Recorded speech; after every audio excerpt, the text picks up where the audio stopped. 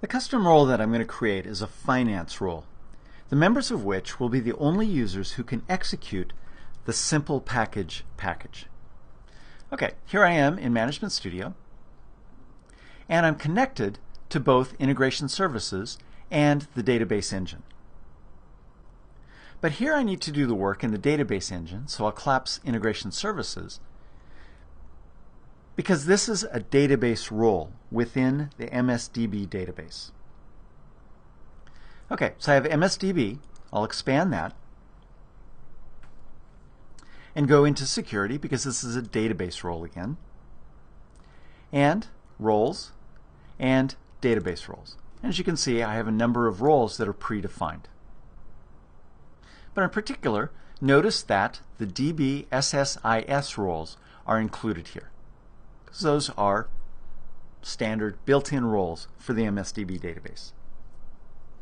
Okay, so I'm going to right-click on Database Roles and select New Database Role. And I'll name this Finance.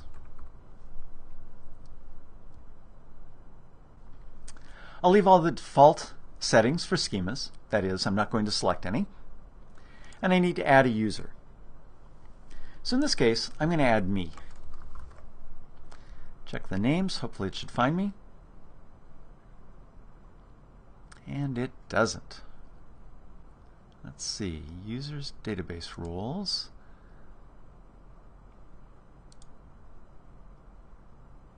Okay. Yeah. The reason that I have a problem there is that I'm not mapped to this database. So let me cancel out of this and go back up here to Users and select New User. And the username will be, I'll just make it Don Kiley, all one word. Login name. Should find this because I do have a login under that name. So I'll select that and OK and OK. And I don't need a default schema or any other things set for that.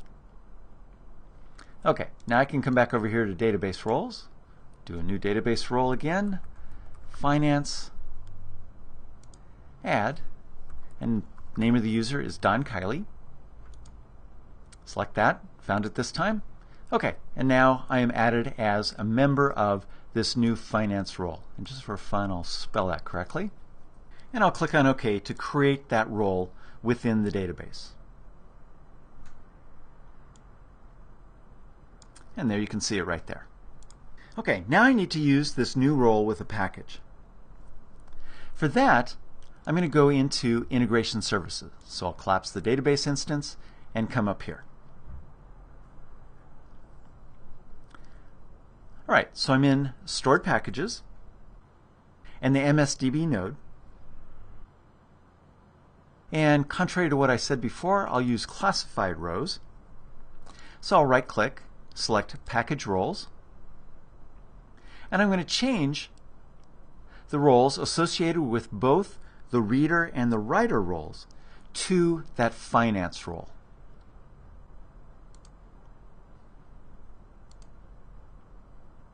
And click on OK to save that change.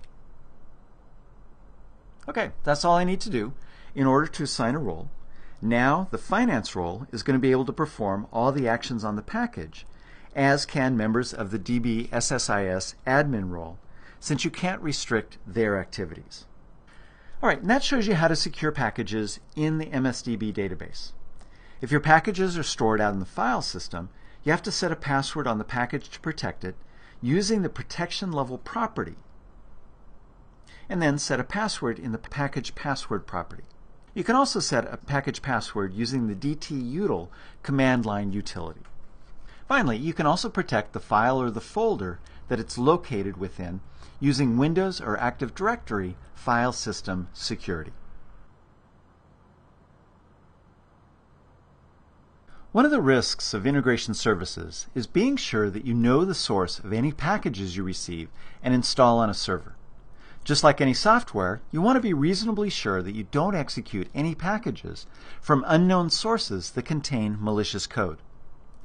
By examining the digital certificate of a package, you can at least know with some certainty that the package came from where it claims. Conversely, you should sign the packages that you create so that anyone using them have some certainty that they actually come from you. So there's a few steps you need to follow in order to set up digital signing for your packages. You need to create or obtain a certificate, and generally you want to get that from a certificate authority. And then you choose to sign your package in SQL Server Data Tools. You assign the signing of the package with the certificate that you created, and then you enable the Check Signature on Load property of the package. So it's all really pretty simple.